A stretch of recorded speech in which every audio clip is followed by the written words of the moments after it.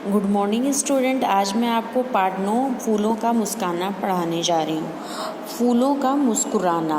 अकबर बादशाह के दरबार में देश भर के चुने और वीर विद्वानों और अपने फन के उस्ताद लोग शामिल थे। ये अकबर के दरबार के नवरत्न कहे जाते थे। इनमें ही बीरबल नाम के एक दरबारी थे। बीरबल को नवरत्नों का शिरोमणि कहते थे। दरबारियों में बीरबल सबसे चतुर और बुद्धिमान थे। वह कठिन से कठिन समस्या का हल बड़ी ही सहजता से निकाल लेते थे। यही कारण था कि बीरबल को बादशाह अकबर बहुत मानते थे। बीरबल की इस लोकप्रियता से कई लोग ईर्ष्या करते थे और बीरबल को नीचा दिखाने के लिए प्रयास में सदा लगे रहते थे।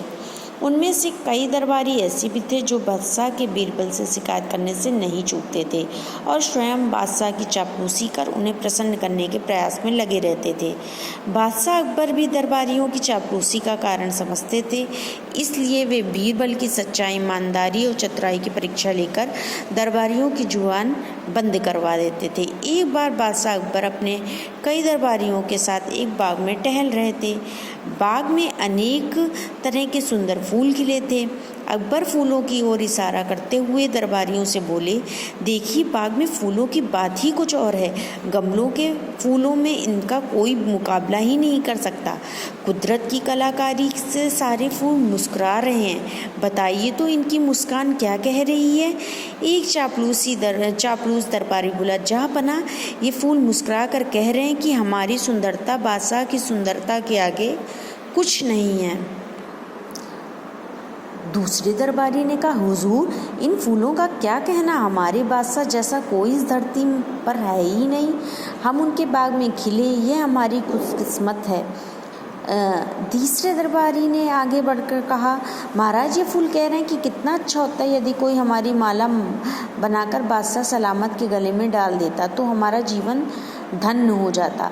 सारे दरबारी बादशाह को प्रसन्न करने के लिए चापलूसी कर रहे थे, किंतु बीरबल एकदम चुप खड़े सबकी बातें ध्यान से सुन रहे थे। बादशाह ने बीरबल की ओर मुस्कुराते हुए कहा, बीरबल, तुम कुछ नहीं कहोगे, तुम भी तो बताओ, आखिर ये फूल क्यों मुस्कुरा रहे हैं। बीरबल बोले, जहाँपनाह, फूलों का तो काम ही मुस्कुराना है। ये कभी भी रहें, कहीं भी रहें, हमेशा मुस्कुराते रहते हैं। गुस्ताखी माफ़ हो जहाँपनाह, इन्हें आप देखें या कोई भिखारी, ये इस बाग में खिले या गमले में, इनकी मुस्कुराहट में कोई फ़र्क नहीं पड़ता। वह बीरबल, वाह बीरबल, वाह, एक तुम ही हो जिसने सच्ची बात कही। तुम्हें बिल्कुल ठीक कहा कि फूलों का काम ही मुस्कुराना है, चाहे कोई देखे या ना देखे। बादशाह अकबर बोल उठे। अकबर ने बीरबल के विचार से खुश होकर उनकी पीठ थपथपाई। उन्होंने गुलाब का एक फूल तोड़ा और पुरस्कार स्वरूप बीरबल की ओर बढ़ा दिया। लो बीरबल, तुम्हारी सच्चाई के लिए यह फूल मैं तुम्हें भेंट करता हूँ। बीरबल ने झुककर पुरस्कार स्वीकार किया। बाकी दरबारियों ने शर्म से सर झुका लिया। मतलब इस कहानी से ये शिक्षा मिलती है, जो सच में टैलेंटेड, ईमानदार, सच्चा और बुद्धिमान होता है, उसे किसी की चापलूसी करने की ज़रूरत नहीं पड़ती है।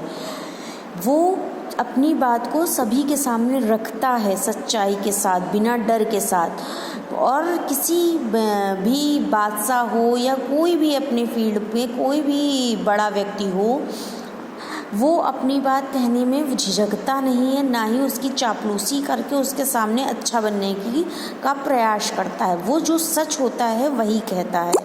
सच कहने से हमें कभी डरना नहीं चाहिए, सामने वाला कितना भी आपकी ऊपर पोस्ट में क्यों ना बैठा हो।